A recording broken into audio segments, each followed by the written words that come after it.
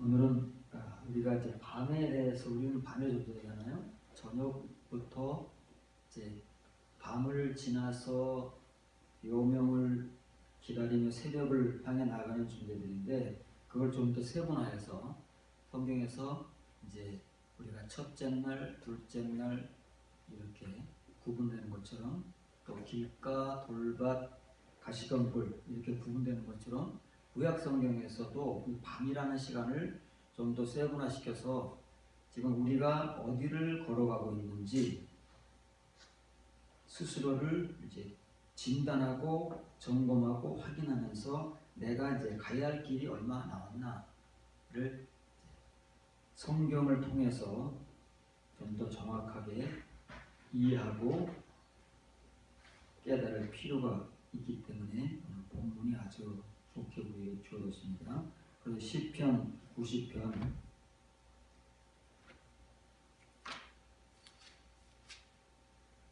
이제 에스라엘 에단의 맞쓰기이 끝나고 이 90편은 모세의 기도입니다.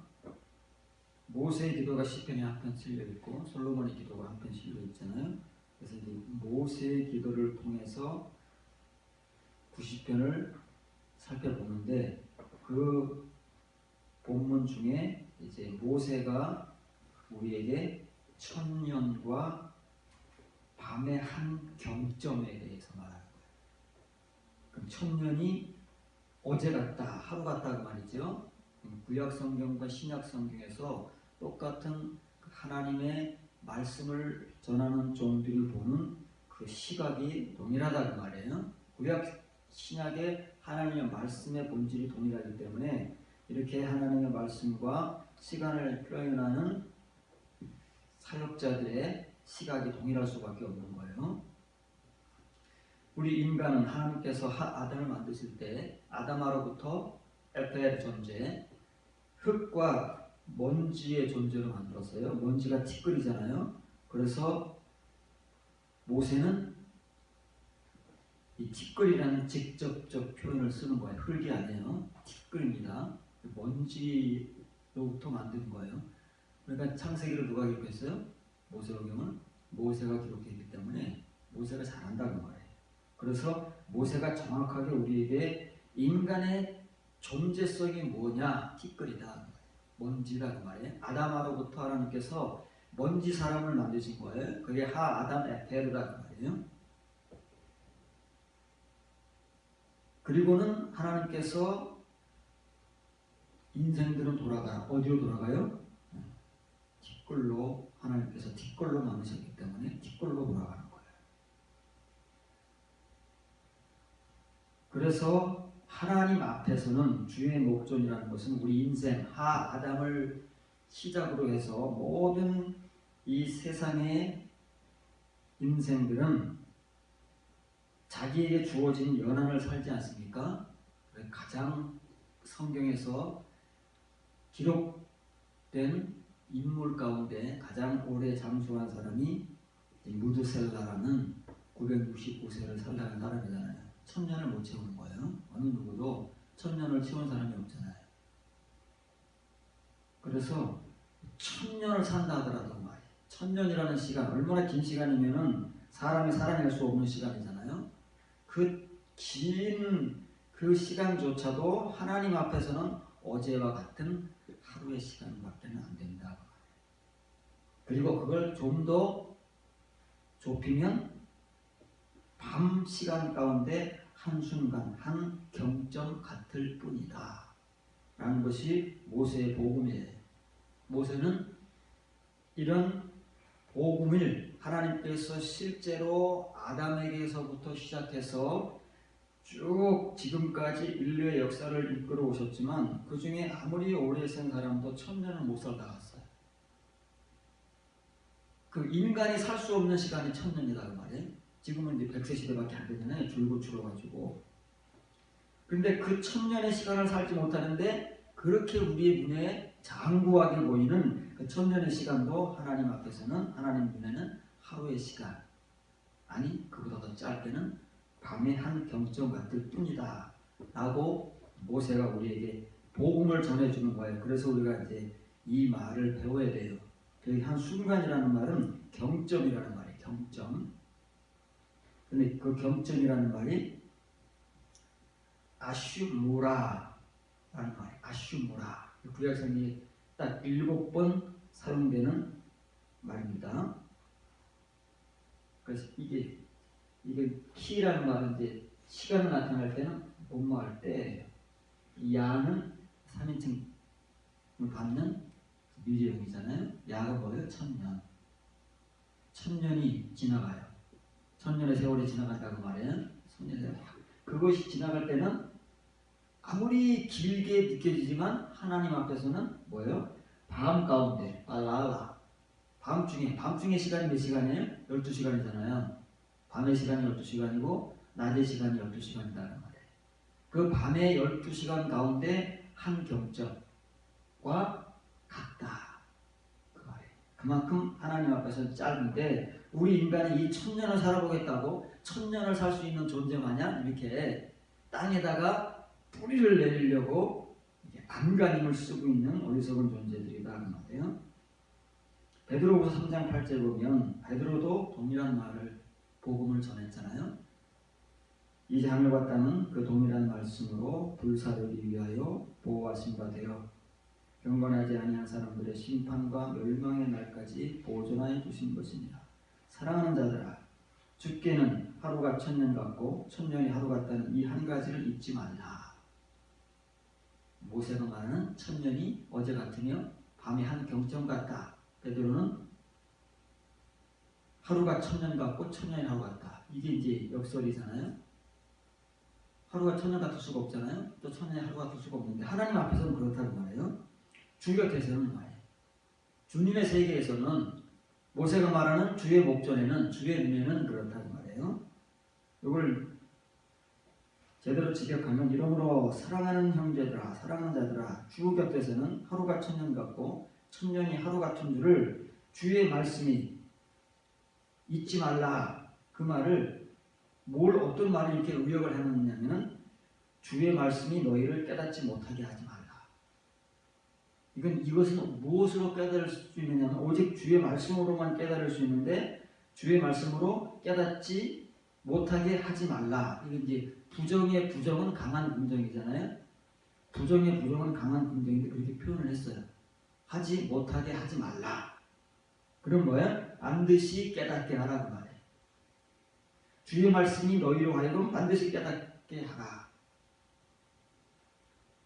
모세가 하는 말이나 베드로가 하는 말을 우리가 정말 이게 문자적으로 그라마로 알고 그런가 보다라고 이렇게 추상적으로 이해하는 것이 아니라 실제 우리가 이런 믿음과 이런 삶을 살아가기 위해서는 말씀을 깨닫지 않고서는 모세나 베드로와 같은 이런 깨달음, 이런 삶, 이런 믿음은 가질 수가 없는 거예요. 그래서 우리가 이런 말씀들을 문자로만 가지고 살기 때문에 모세나 베드로의 삶이 우리에게서는 나오지 않는 겁니다. 전도서 6장 6절에 보면 그가 비록 1000년의 갑절을 1000년의 갑절은 몇 년입니까? 2000년이지. 1000년이 아니라 2000년을 산다 할지라도 행복을 보지 못하면 마침내 다 한 곳으로 돌아가는 것뿐 아닌데 어디로 돌아가는 거예요? 모세가 말한 티끌로 돌아가는 거예요. 티끌이 무가치한 존재로 돌아가는 거예요. 그러면 행복이 뭐겠어요? 행복을 토바를 행복이라고 오역을 해놓은 거예요. 이 토바는 하나님의 선한 것.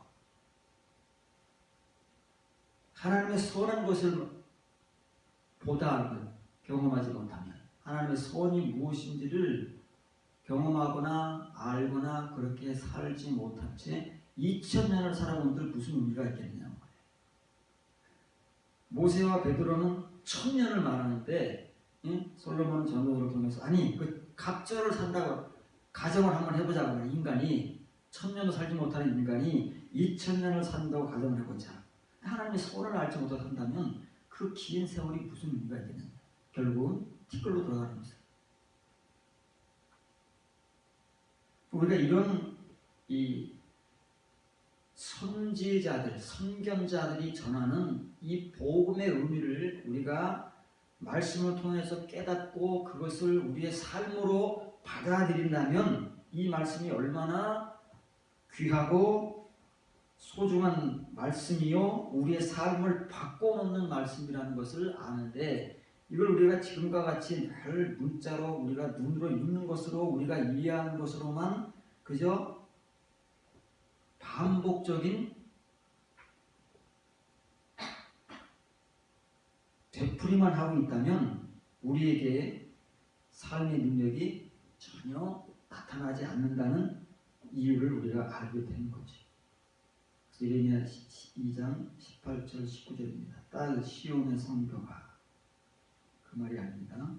밧지온이라는 말이 시온의 딸이요. 성벽이 무슨, 성벽이라는 말도 없죠. 시온의 딸이에요. 시온의 딸. 시온의 딸은 뭐예요? 시온의 성도. 시온의 딸을 다른 말로 하면 시온의 성도예요. 시온의 성도여, 너는 밤낮으로 눈물을 감처럼 흘릴지어다. 스스로 쉬지 말고 내 눈동자를 쉬게 하지 말지어다. 초저녁에 일어나 부르짖을지어다. 내 마음을 주의 얼굴 앞에 물 쏟듯 할지어다. 각 길 거기에서 주여 기진한 내 어린 자녀들의 생명을 위하여 주를 향하여 손을 들지어다 하였도다. 누가요? 하나님께서, 우리가 예레미야를 배웠잖아요. 예레미야 선지자를 통해서 그 타락한, 그 정말 극단적 타락, 이제 하나님 앞에서 심판받을 수밖에 없는 그 시대의 백성들에게 이 복음을 전하라는 말이에요. 그 유다가 어떻게 시온의 딸이겠어요? 시온의 성도가 되겠어요? 그런데 이 복음을 듣고, 예레미야의 복음, 하나님의 이 나발의 말씀을 듣고 이 말씀을 받아들일 수 있는 자, 그 사람에게만 해당되는 말이지 다른 사람들에게는 전혀 해당이 없는 말이에요. 이게 우리 모두에게 해당되는 말이 아니다. 이 예레미야의 복음을, 메시지를 받아들여서 이 말씀을 깨닫는 자에게만 해당되는 거예요. 그 사람만이 이 타락한 우리 백성들, 우리 교인들의 현실을 앞에 놓고 그것을 목도하면서 하나님의 말씀 때문에, 또 하나님 때문에 밤낮으로 눈물을 강처럼 흘리는 이런 믿음이 생겨난다는 말이에요. 다른 사람들은 어때요? 눈물은커녕 자기들이 왜 심판받는지, 자기들이 왜 망하는지조차도 모르고, 예레미야가 그런 복음을, 메시지를 전해도 그런 복음을 전하는, 메시지를 전하는 예레미야를 싫다고 옥에 가두고 두들겨 패고 그런다는 말이에요. 왜요? 이 사람들은 이런 복음을 받을 수 있는 사람들이 아니에요. 하나님의 이 말씀을 들을 수 있는 사람들이 아니기 때문에 오히려 그 말씀을 대적하고 그 말씀을 너무 싫어해요. 증오해요. 그래서 그 말씀을 전하는 예레미야 자체를 싫어한다는 말이에요. 그런데 그런 사람들이 무슨 밤낮으로 눈물을 강물처럼 흘리겠어요? 다윗 같은 사람이나 흘리는 거예요? 침상을 적실 만큼. 그러니까 그런 세계를 보고 깨닫고 이렇게 아는 사람만이 눈물을 강처럼 흘리는 것이지 아무나 할 수 있는 게 아니다 그 말이에요. 정말 하나님의 은혜가 주어져서 하나님께서 그 심령을 티끌의 존재에서, 정말 무가치한 티끌의 존재에서 가치 있고 고귀한 하나님의 성도의 존재로 바꾸는 하나님의 사람이 아니면 이런 은혜는 찾아올 수가 없다는 말이에요. 초저녁에 일어나 부르짖을지어다, 이 말을 잘 보셔야 돼요. 초저녁에 일어나 부르짖다.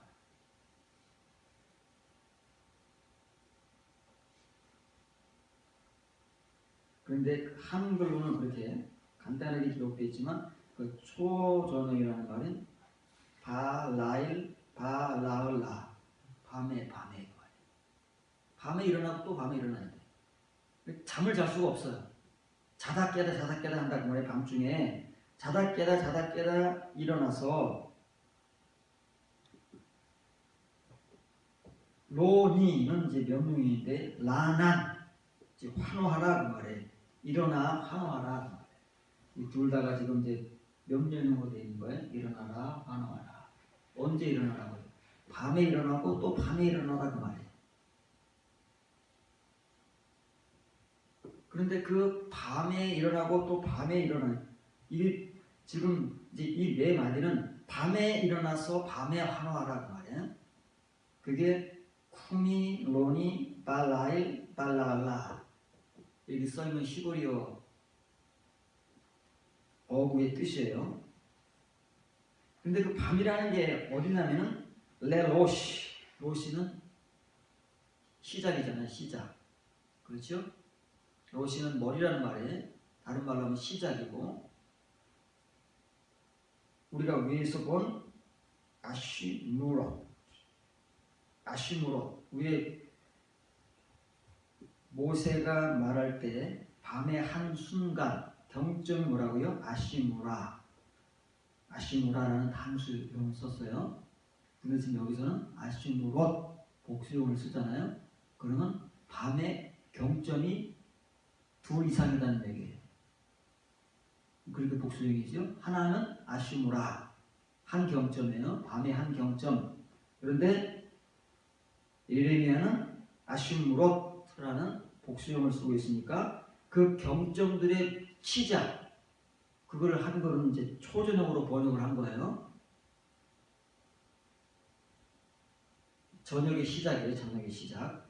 밤의 시작에 일어나고 일어나서 환호하라 그 말이에요.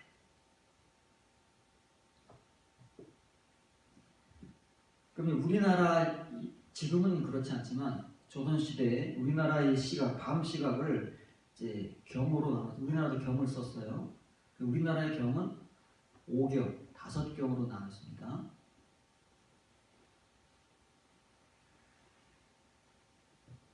저녁 7시부터 새벽 5시까지 2시간 간격으로 7시부터 9시, 9시부터 11시, 11시부터 1시, 1시부터 3시, 3시부터 5시 이렇게 우리는 5경으로 나눴는데 히브리어 시각은 3경이에요. 3경, 3경.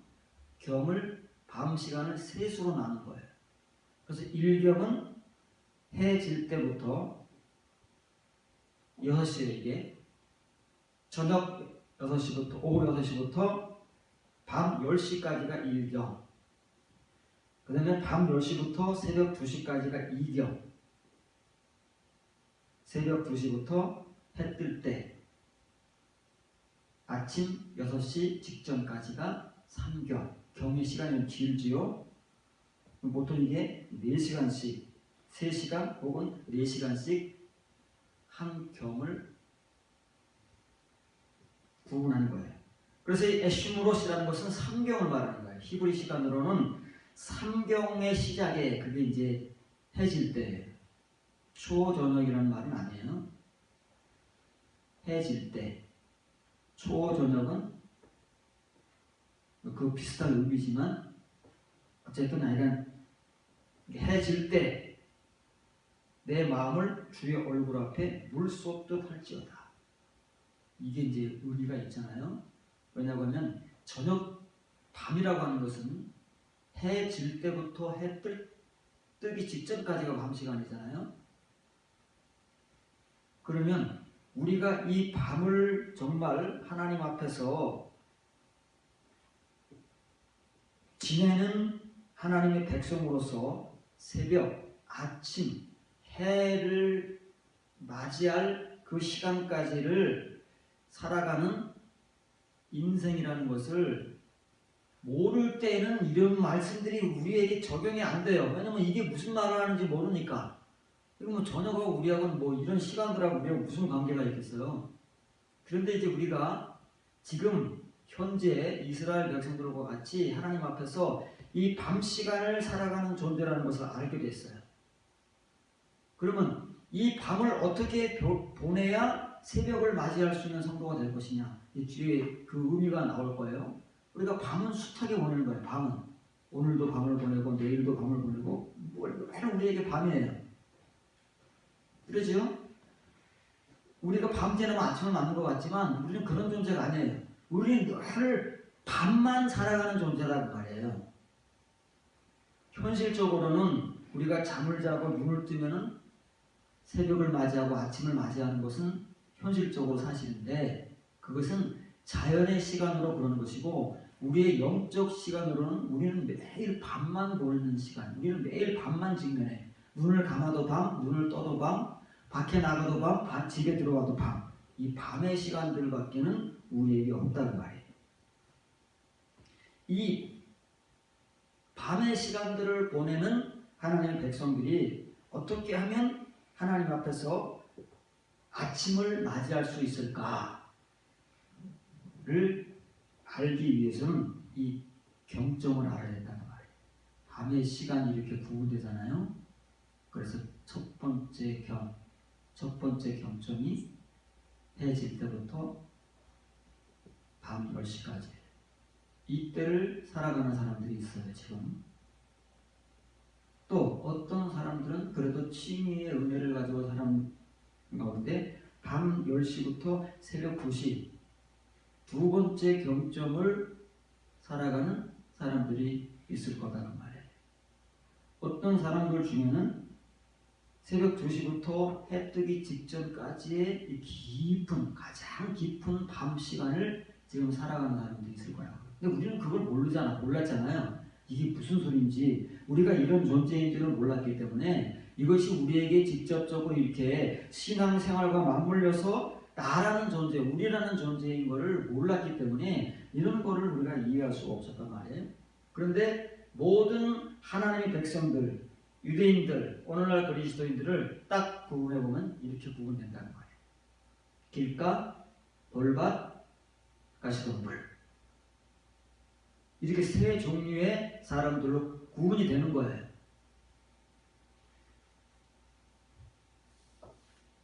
그래서 만일 우리가 이런 말씀들을 몰랐을 때에는 그냥 밤인가 보다, 아침인가 보다 하고 매일 하루하루를 그냥 우리의 틀에 얽매여서 살아가지만 영적 밤, 영적 아침, 새벽을 알게 된 사람으로서 이제 밤 시간을 어떻게 보내야 되느냐면 예레미야가 가르쳐 주는 거예요. 즉 그 당시에 유대인들 하나님께서 예레미야를 보내셔서 이 말씀을 전하게 하실 때 유대인들 가운데 이런 말씀을 알을 수 있는 사람들이 누구였어요? 예레미야, 스바냐, 오바댜, 학개 이런 하나님의 선지자 혹은 이제 여러분이 소개하지 않았지만 그 당시 바룩 선지자가 왔는데 이런 예레미야가 옥에 갇혀있기 때문에 이 말씀을 메시지를 누군가에게 전해야 되는데 선지자들은 다 이 거짓 선지자들이 폭행을 일삼고 옥에 가두고 그래가지고 할 수가 없어요. 그래서 바룩이라는 사람을 예레미야가 불러가지고 그 메시지를 전달하게 하는, 바룩이 전하는 게 아니라 이게 글씨를 써가지고 전달하게 한다는 말이에요. 이 바룩 같은 사람. 이런 사람들만이 소수의 사람들, 어느 시대나 마찬가지예요. 성경은 소수잖아요. 올리기야. 소수의 사람들만이 이 복음을 받고 이 밤 시간을 이렇게 보낸다는 말이에요. 그러면 이 사람들은 밤 시간을 이 해 질 때부터 이런 의미 있는 신앙생활을 하면서 보낸다는 말이에요. 해 질 때부터 일어나서 어떻게 한다고요? 환호를 한다는 말이에요. 이게 뭐 부르짖을지어다 그러니까 막 기도하고 간구하라는 얘기가 아니라 이 라난이라는 말은 소리 높이 외치는 거예요. 환호하고. 우리가 나팔절 때 배웠잖아요. 나팔절 때 하는 환호가 이 라난이라는 말이에요. 환호하는 거예요.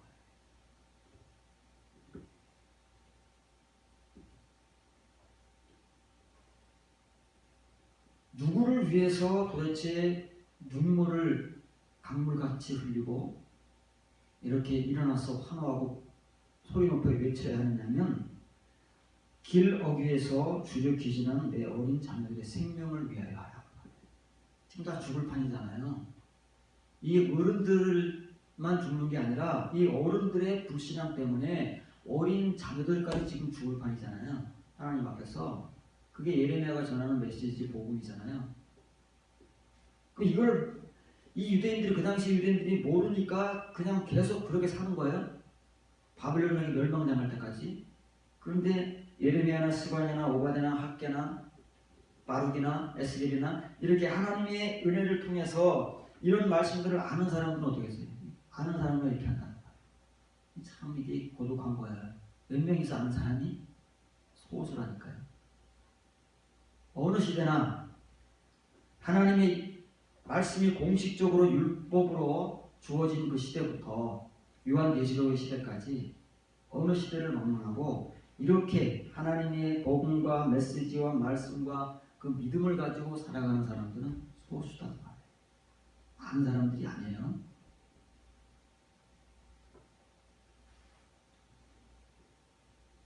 시편 63편 5절 7절입니다. 골수와 기름진 것을 먹음과 같이 나의 영혼이 만족할 것이다. 나의 입이 기쁜 입술로 주를 찬송하되 내가 나의 침상에서 주를 기억하며 새벽에 주의 말씀을 작은 소리로 읊조릴 때에 하오리니 주는 나의 도움이 되었습니다. 내가 주의 날개 그늘에서 즐겁게 부르리다. 우리는요 사실 지금 돌아보면 이렇게 성경 한 구절, 시편 63편 5절, 6절, 7절 세 구절이잖아요. 어떤 성경은 한 구절. 굉장히 짧잖아요. 이 짧은 성경 구절조차도 우리가 제대로 안다는 것이 어려워요. 제대로 알기가 어렵고 이 말의 의미를 우리가 이해하고 깨닫는 것은 더 어려워요. 왜? 문자조차도 정확하게 기록되지 않고 우리가 문자조차도 정확하게 보지 못하기 때문에 문자를 정확하게 봐야 그 해석을 먼저 정확하게 하는 것이고 그 해석이 정확해야 이면의 말씀도 정확한 거예요. 우리가 문자를 얼마나 정확하게 보느냐, 그 정확한 문자를 통해서 얼마만큼 그 구조를 정확하게 문자적으로 해석하느냐, 그것이 이면의 말씀에도 그대로 적용되는 거예요. 그래야 이면의 말씀은 그만큼 정확하게 우리가 이해하고 깨닫는데 문자조차도 이렇게 정확하지가 않아요. 그러니 당연히 그 문자를 해석하는 데 있어서도 부정한 거예요.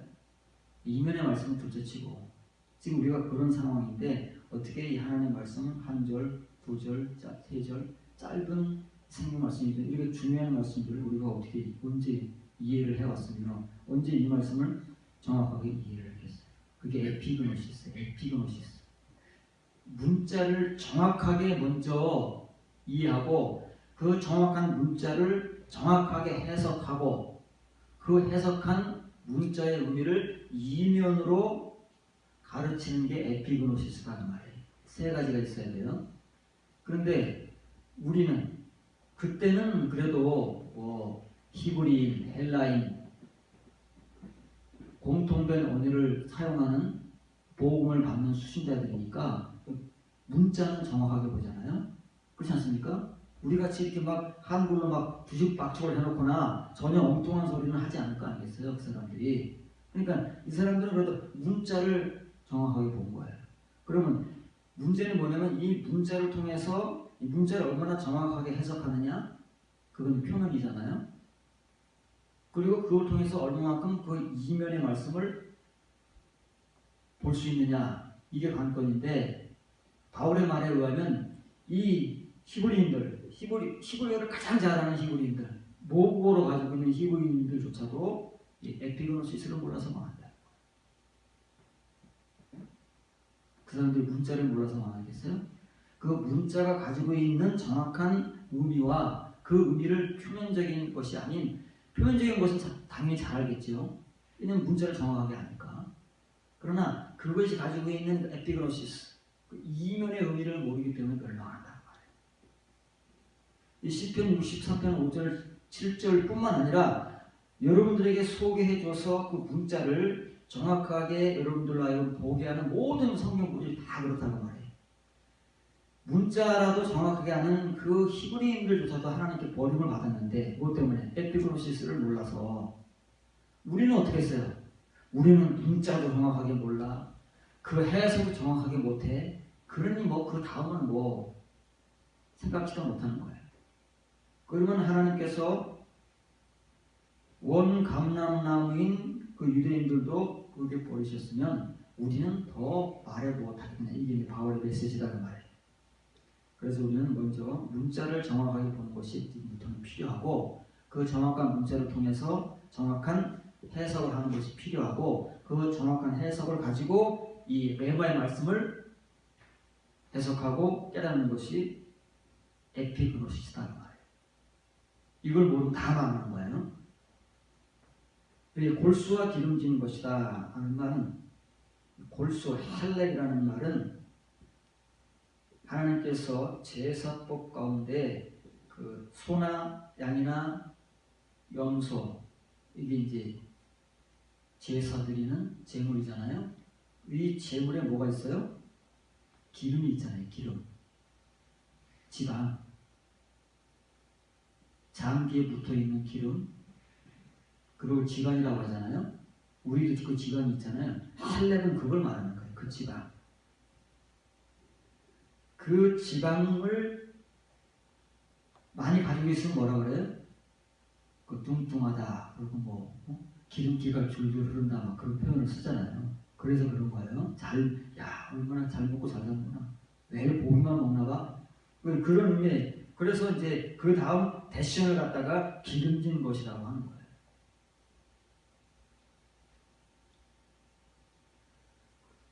그러면 이 헬렉과 데시엠이 우리의 육체를 만족하는 것이지요. 그렇죠?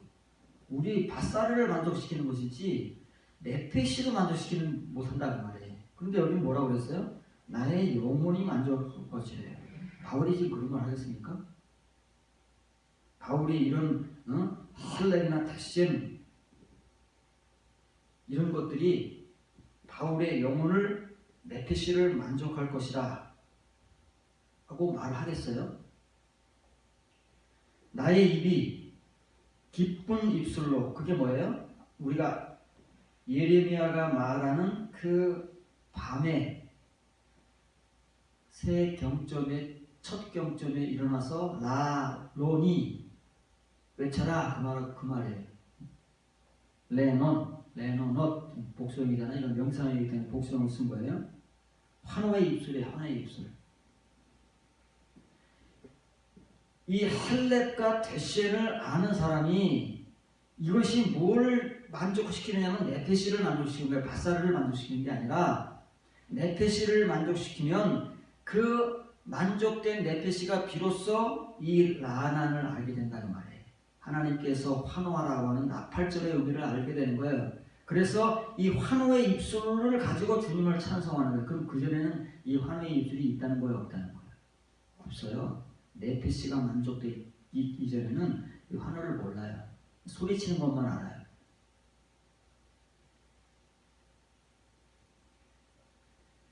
그러면 이것이 무엇이냐면은 이 은혜를 받은 자가 이제 나의 침상에서 주를 기억하며 언제요?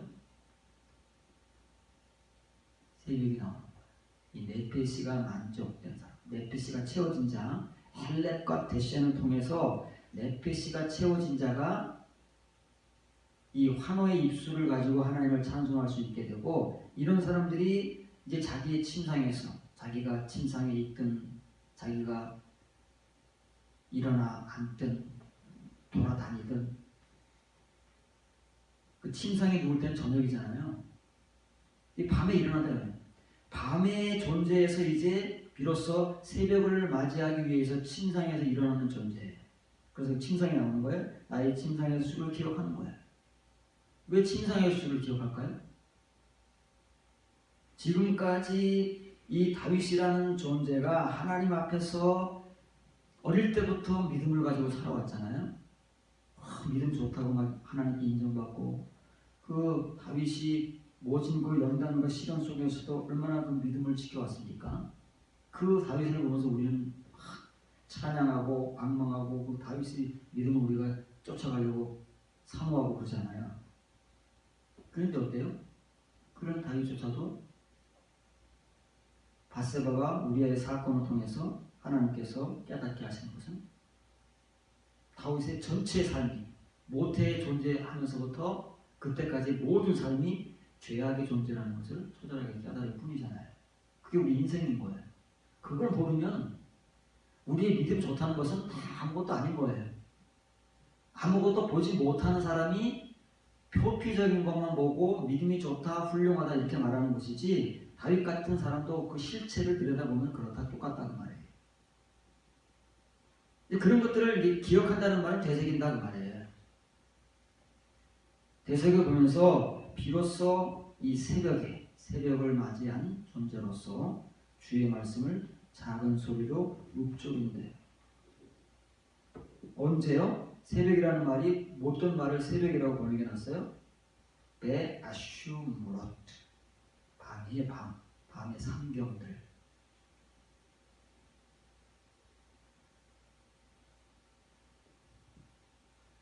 지금 밤의 삼경들을 지나가는데 다윗은 지금 어디에 있어요?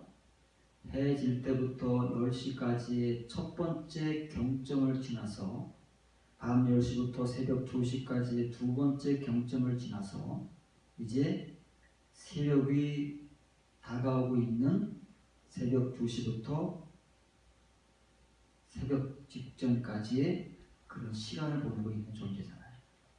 그래서 다윗이라는 한 신자는 한마디로 추격할 수 있는 거예요. 어떤 존재냐? 밤의 경점들의 존재다. 이 에시무롯의 존재다 그 말이에요.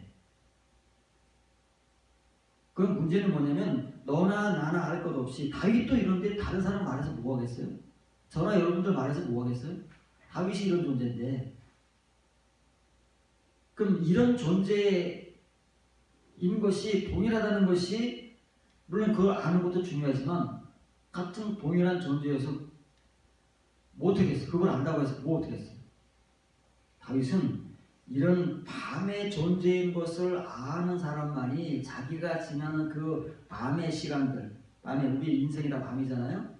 이렇게 새벽을 맞이할 때까지 다 밤의 시간을 되풀이할 수밖에 없어요. 자연의 현실 시간이 아닌 영적 시간, 밤의 존재다 그 말이에요. 삼경 속에서 되풀이할 수밖에 없는 존재인데 그럼 이 밤을 어떻게 보내느냐?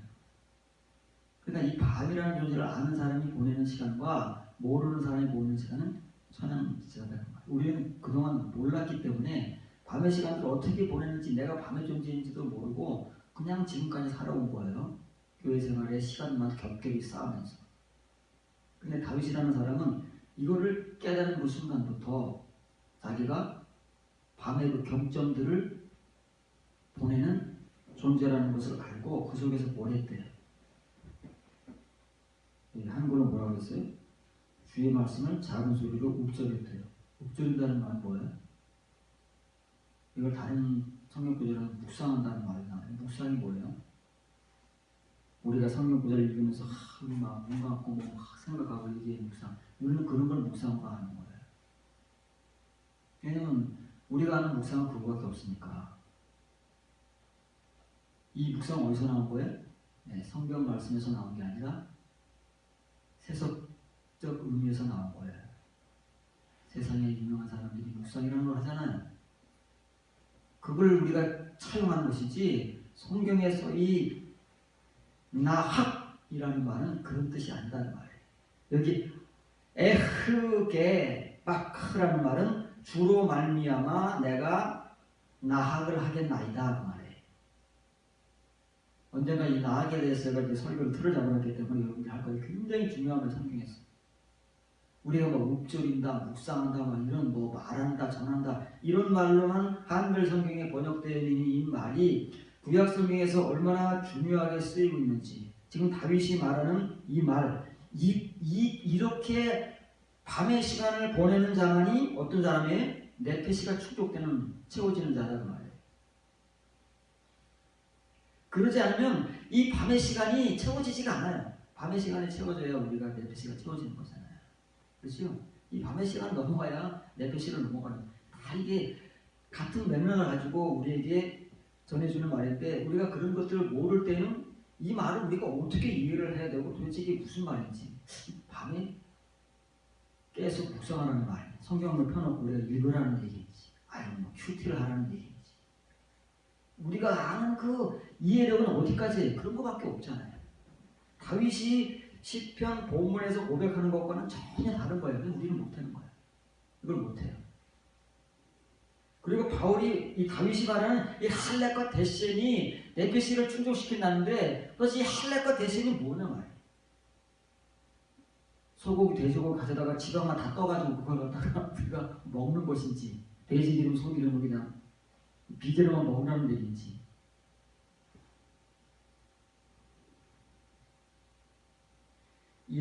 이렇게 밤의 시간들을 이렇게 보내서 그 사람의 네페시가 할렙과 데센으로 채워진 자만이 어떻게 한다고요? 주의 날개에 그늘하게 해서 또 뭐 한다고요? 아라난. 이 라난을 계속 말하는 거예요. 이 라난이 뭐예요? 이 라난은 우리가 나팔자로서 배운 것 같이 거듭난 성도들이 하나님 앞에서 환호성을 내뱉는 단어가 이 라난이라는 단어예요. 우리가 이걸 모르기 때문에 성경 구절마다 다 제각각으로 지금 막 번역을 하고 있는 거예요. 뭐 부르짖다, 뭐 기쁜 입술이다, 혹은 즐겁게 부른다. 이 의미를 모르기 때문에 이렇게 구절마다 전혀 다른 단어인 양 이렇게 사용을 하고 있다. 여기뿐만이 아니에요. 제가 성경을 지금 펴서 아무 성경이나 이렇게 할 수 있지만 지금 여러분들에게 설교하는 성경이 로마서와 시편 아닙니까? 그 매일 로마서와 시편을 펴서 보면은 모든 구절을 그래요. 전혀 상관없는 말로 그 단어를 번역해서 우리로 하여금 그 말을 보지 못하게 하는, 알지 못하게 하는 것으로 점철되어 있다는 말이에요. 그러니 언제 우리가 이런 말들을 배우고 언제 이런 말들을 깨닫고 이렇게 살겠어요? 에피그노시를 모르면 다 멸망한다니까. 괜히 멸망하는 게 아니에요. 괜히 하나님을 불순종하고 거역하고 불신하고 사는 게 아니고 에피그노시스를 몰라서 그렇다니까. 그게 결정되는 거예요. 그것이 저와 여러분들을 결정하는 거, 유대인들을 결정하는 것이고 지금 이 시대에는 종말의 시대를 향해 가면 갈수록 우리 이방인들을 결정하는 거예요. 예수 그리스도를 영접하고 교회를 이룬 이 교회 시대를 결정한다는 말이에요. 뭐가요? 에피그노시스가 하나님이 버리느냐 택하느냐, 이 기준점이 바울이 말하는 에피그노시스인데 그거 이제 들어봤어야지, 알아봤어야지, 가르치고 들어봤어야 전하지.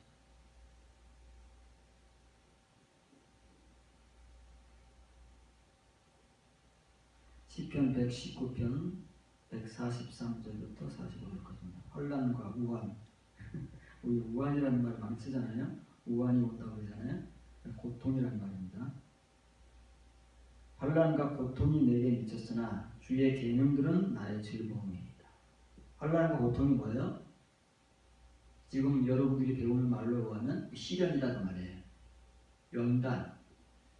이런 것들이 미쳤을 때 하나님의 시련과 연단으로 받아들이는 사람, 그걸 아는 사람들은 하나님의 말씀들 때문에 기뻐한다는 말이에요. 베드로가 하는 말과 똑같은 거예요.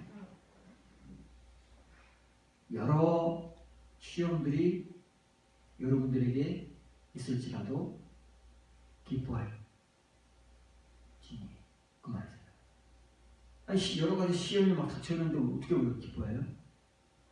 그 시련과 시험이 지금 시편 119편을 기록한 시편 기자가 고백하는 대로 그게 고통이에요. 그게 고난이고 그게 하나님의 연단인데 이것을 알아야 하나님의 말씀들을 붙들고 기뻐한다고 말해요. 모르면 어떻게 해요? 그냥 힘든 거예요. 그냥 힘들고 이 시간이 괴로운 것이고 이 시간이 빨리 지나갔으면 좋은 것이고 다시 알았으면 좋은 거예요. 그런데 하나님이 사랑하는 자들은 이걸 한 번으로 끝나는 게 여러 가지 시험이 하나 오고 그 다음에 또 오고 어느 누가 좋아하겠어요. 그런데 이 시편 기자나 베드로는 이런 것들을 아는 자, 이런 것들을 하나님의 그 시련과 연단으로 받아들이는 자들만이 즐거워할 수 있고 기뻐할 수 있다고 말해요. 무엇 때문에요? 하나님의 말씀 때문에. 예, 이렇게 시련을 통해서 연단을 겪으면 그만큼 하나님의 말씀이 주어지고 하나님의 말씀을 깨닫고 그 말씀을 붙들 수 있기 때문에 그 말씀들, 계명들 때문에 즐거워하는 거예요. 고통 때문에 즐거워한다고요? 그건 사람이 알리지 못해요. 사람은 그거 가지고 기뻐하거나 즐거워 못합니다. 어느 미친 사람이 고통을 당하면서 기뻐하고 즐거워하겠어요? 그것으로 인해서 우리에게 주어지는 하나님의 그 생명의 말씀, 그만큼 담금질 되어서 우리에게 빛나는 그 말씀들, 보석 같은 말씀들을 내가 가질 수 있기 때문에 그것 때문에 기뻐하는 거지, 시련 때문에 누가 기뻐하겠어요? 시련 누구나 다 당할 때 동일하게 힘들고 고통스러운 것 같아요. 여러분들이 이렇게 시련을 당하고 환난을 당하고 고통을 당할 때 그것을 알고 겪으면서 그 겪는 만큼 여러분들이 하나님의 말씀을 붙들 수 있어요. 말씀이 여러분들에게 이제 주어지는 거예요. 분별되고 깨달아지는 거예요. 그 말씀은 보석이에요. 그것 때문에 기뻐할 수 있는 거예요. 그것 때문에. 다른 건 이유가 없어요. 오직 그것 때문에. 뭐 우리 환경이 뭐 그것 때문에 더 좋아지고 뭐 이런 건 없어요. 말씀들 때문에 기뻐하고 즐거워하는 거예요. 왜냐하면 주의 증거들, 주의 계명들은 영원토록 의롭기 때문에. 이 의로운 말씀을 따라서 깨달아서 살기 위해서는 뭐가 필요한 거예요? 하나님의 환난과 고통이 부득불 필요하다고 베드로가 그러잖아요. 부득불 필요한 거예요. 하나님께서 일부러 주시는 것이 아니라 이런 것들이 없이는 하나님의 그 보석 같은 말씀들을 받을 수가 없고 갈 수가 없기 때문에 하나님께서도 부득불 주시는데 이걸 깨달은 성도들은 성경에 이렇게 기록을 하고 있다는 말이에요. 베드로뿐만이 아니고 구약 시대에도 이런 걸 깨달은 사람들이 많이 있잖아요.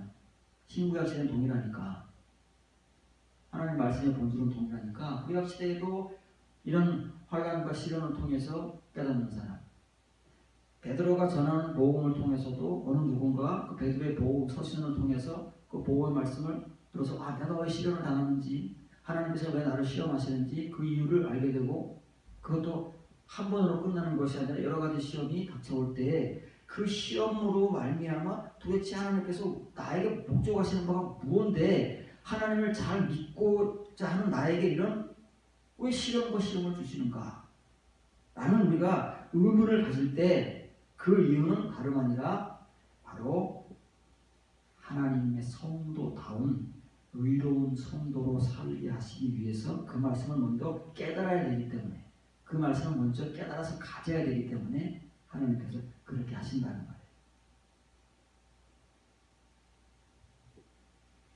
그래서 깨닫는 것이 먼저고 사는 것이 그 다음이잖아요. 깨달음 없이는 못 사는 거예요. 근데 우리는 지금까지 깨닫는다는 것이 뭐예요? 머리로만 깨닫는 거잖아요. 감정적으로만 만든 게 그 깨달음으로 알았잖아요. 이면의 깨달음은 그런 게 아니에요. 이면의 깨달음은 내가 말씀을 갖는 거예요. 그 말씀을 붙드는 거예요. 그 말씀을 붙드는 그렇게 사는 거예요.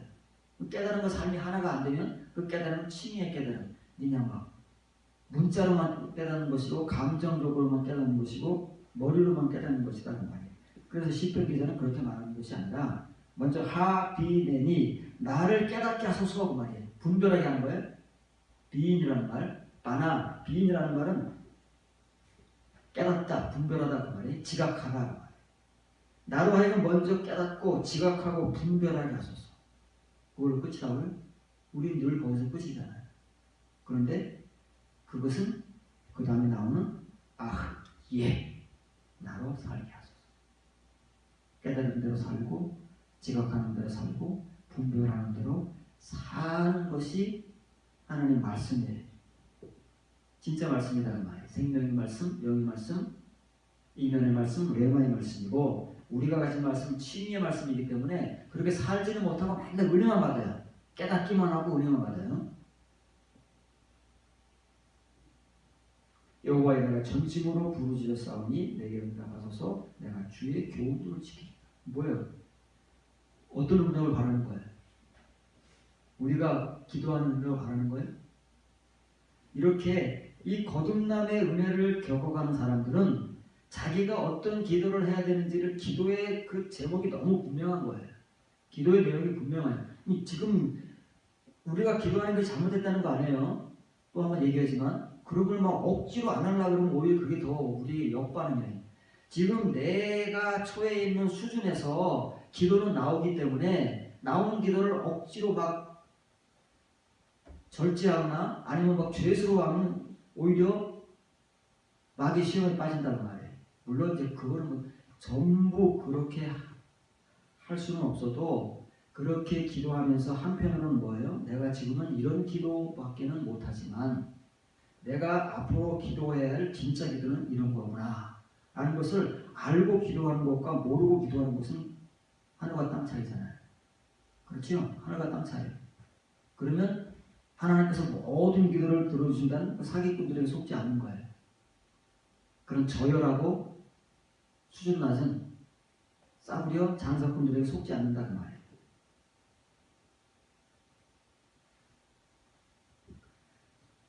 시편 119편 동일한 시편의 147편부터 148편까지입니다.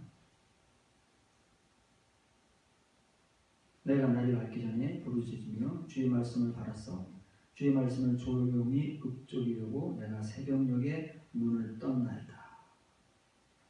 그런 말이에요.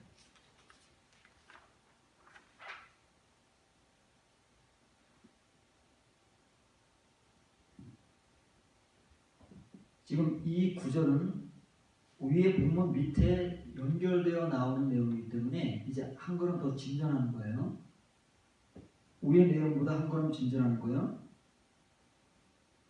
날이 밝기 전에 부르짖으며 주의 말씀을 바랐다는 거예요. 이 말은 뭐예요?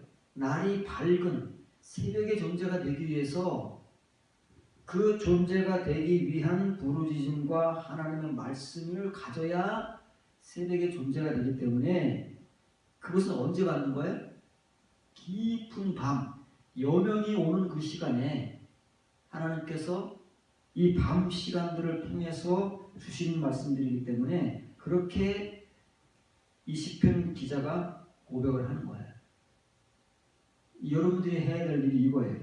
여러분들이 지금 어느 경점을 지나고 있는지를 먼저 분명하게 진단하고 파악을 해서 여러분들이 지금 어떤 부르짖음을 해야 하고 또 어떤 말씀을 여러분들이 사모하고 하나님 앞에 갈망해야 하는지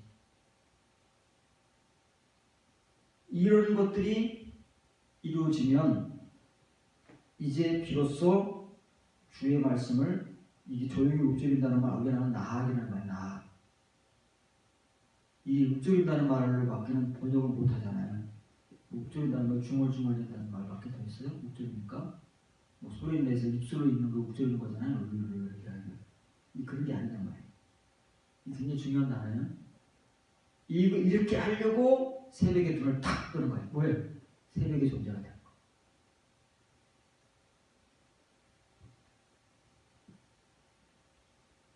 그리고 보세요. 여기 날이 밝기 전이라는 말은 이 바네셰프라는 말이에요. 황혼이라는 황혼. 황혼에 앞서 행하여 주의 말씀들을 향하여 외치고 기다렸더니 주의 말씀을 묵상하도록 경들이 내 문을 뜨게 하였나이다. 그럼 이 묵상한다는 나학은 언제 하는 거예요? 이 밤의 새 삼경을 지난 존재가 새벽의 존재가 되어서 하는 것이 나학이라는 말이에요.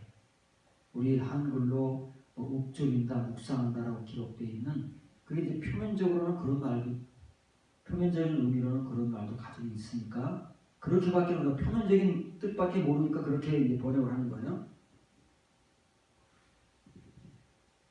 눈을 뜨게 하는 거예요. 눈을.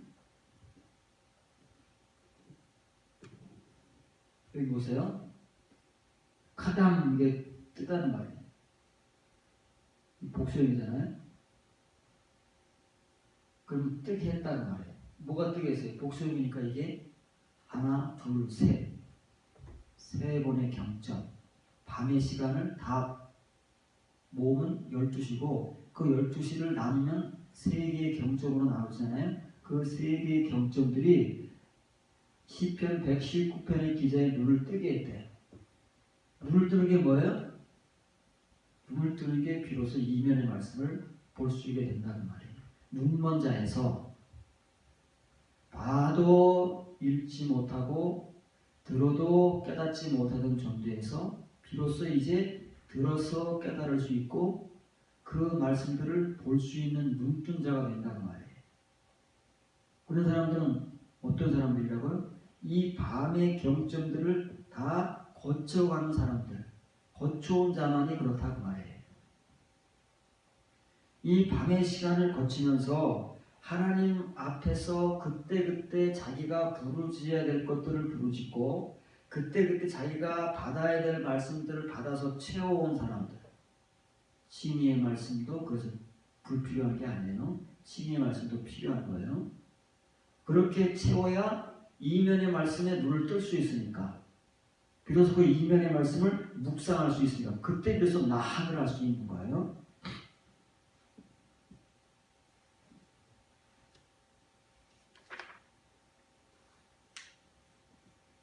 이제 이 눈을 뜨게 주체가 뭐냐면 이 삼경이에요. 삼경. 경들이 에슈무로라는 이 여러분들에게 소개한 히브리 밤 시간 그 삼경들이 눈을 뜨게 해주는 거예요. 예수님께서 낮이 12시간이고 밤이 12시간 아니냐 할 때 그 낮의 존재로 살아가기 위해서는 그 밤의 시간을 다 이렇게 겪고 나와야 되는 거예요. 겪으면 새벽을 가야 되는 거예요. 근데 내가 누른 것 같은데 안 보이네. 어떤 말씀을 내가 받느냐면 밤의 시간들을 아침과 밤을 보낸다고 해요. 거기 앞에 있었던 거구나. 밤낮 이런 말이 나오는데 밤낮이라는 말이 낮이라는 말, 아침이라는 말은 단수고 밤이라는 말은 복수예요. 그러면 여러분 상식적으로 생각을 해보세요. 만약에 밤과 낮이 같다면 밤이 단수면 아침이 단수면 밤도 단수가 되지 않겠어요? 그렇잖아요. 그게 상식이잖아요. 만약에 아침이 복수면 밤도 복수이죠. 그러면 하루에 밤을 맞으면 하루에 아침을 맞는 거죠. 그렇죠? 그게 이제 논리적이잖아요. 그러면은 밤들을 지내면 아침들을 맞아요. 우리가 아침 맞는 것처럼. 우리가 오늘 밤을 맞았잖아요. 그럼 내일 아침을 맞잖아요. 우리가 지금까지 얼마의 밤들을 맞았을까요? 지금까지 교회에 나와서 오늘까지 겪은 밤들의 시간을 맞이했다면 그만큼 또 어떤 시간을 맞이해야 돼요? 아침의 시간들을 그만큼 맞이해야 돼요. 이게 이제 표면적이고 정상적인 시간의 논리성이라는 말이에요. 그런데 성경은 그렇게 말을 하지 않고 아침은 한 번에 단수인데 밤들은 복수예요. 그건 벌써 합리적이지도 않고 논리적이지도 않잖아요. 그러나 이게 성경이다. 이게 밤과 아침에 관계된 영적 논리성이에요. 이 밤들의 시간을 수없이 보낸 자만이 어떻게 보낸 자만이 이렇게 보낸 자만이 이렇게 밤의 삼경의 시간들 속에서 우리의 인생이 밤의 삼경이잖아요. 눈을 뜰 때까지가 삼경의 시간들을 보내는 거예요. 이게 다 밤의 시간들이잖아요. 그때까지는 우리에게 아침의 시간은 없어요. 우리가 현실적으로는 아침을 맞이하더라도 영적으로는 그때까지는 아침이 없다는 말이에요. 계속 밤들을 보내는 거예요. 밤 보내다가 이렇게 그 밤의 삼경들을 통해서 이 삼경들이 시편 119편 기자의 눈을 뜨게 한 것처럼 우리의 눈이 딱 뜨이면 그때 처음 아침을 만나는 거예요. 첫 아침. 단순. 성경은 거짓말을 안 해요. 우리가 몰라서 그런 거지. 이런 고백이 모세부터 시작되는 거예요. 하나님의 율법을 불의 율법, 온전한 율법, 생명의 율법으로 받은 그 모세, 창세기를 비롯해서 모세 오경을 기록한 그 모세의 기록 가운데 1000년이라는 시간을 통해서 이 1000년이라는 시간이 하나님의 눈에는 어제와 같은 시간이고 더 정확하게 말하면 밤의 그 경들 가운데 한 경점과 같은 시간이다.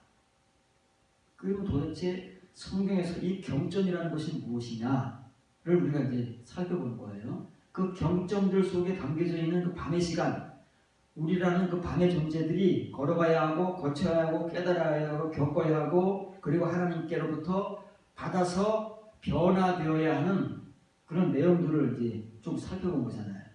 이런 존재들만이 눈이 띄어진다니까요. 그렇지 않으면 영원토록 눈뜬 장님으로 살아가는 거예요. 봐도 읽지 못하고 들어도 깨닫지 못하는 존재로. 그러나 하나님의 은혜를 통해서 우리의 인도하심을 하나님께서 책임져 주시고 그 인도하심을 하나님이 계획하고 목적하시는 시련과 연단을 통해서 우리를 이 밤 시간을 겪게 하신다면 저와 여러분들이 이렇게 밤의 경점들을 통해서 잘 겪음으로써 탈락과 퇴시를 우리 네페시를 충족시킴으로써 하나님 앞에 그 밤 시간 속에서 내가 필요한 그 부르짖음을 하나님께 토해내고 그 다음에 그때그때 필요한 말씀들을 하나님께 사모하면서 채워나가면 그 시간들이 모여서 뭐가 돼요? 그 시간들이 이제 다 채워지는 우리에게 새벽이라는 시간. 우리의 그 어두웠던 눈이 띄어지는 이 말이 그 노래예요. 이 밤 시간에 우리 눈을 뜨게 해주겠어요? 이 성경이라는 말이에요. 여러분들의 눈이 띄어지는 그 순간은 바로 이런 경험과 과정을 통하지 않으면 없어요. 반드시 이런 것들 여러분들이 정상적으로 하나님의 손에 의해서 잘 인도함을 받고 모세나 다윗이나 시편 119편의 기록자가 고백하는 그 내용들이 여러분들의 고백이 되고 여러분들의 경험이 되고 여러분들의 시간의 겪음이 될 때에만 비로소 이렇게 여러분들도 훗날 이렇게 고백할 수 있는 거예요. 내가 겪어온 그 밤의 시간들이 드디어 나로 하여금 하나님 앞에서 눈을 뜨게 하였구나. 그럼 여러분들이 이제 새벽의 존재예요. 아침의 존재. 낮에 12시간을 살아가는 예수님 말씀과 같이 빛의 성부가 되어 살아가. 깨달아서 그렇게 사는 하나님의 참된 성도들이 되는 그날을 소망하면서 열심히 걸어갈 수 있기를 바랍니다.